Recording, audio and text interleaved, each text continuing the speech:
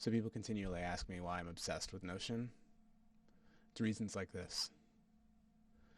See, this is a template, and essentially this is an entire project management system for Agile teams. It includes work items, issues, bugs, story tracking, task management. It includes things like meeting logs and more. And the beautiful thing about this is that with the click of a button, I can run an entire project with sprints, with releases, with a working task board that you can assign out to your team, with bug tracking, with user story management, with backlog management. I can do things like meetings, stand-up notes that include task management, a new day. You just click a button.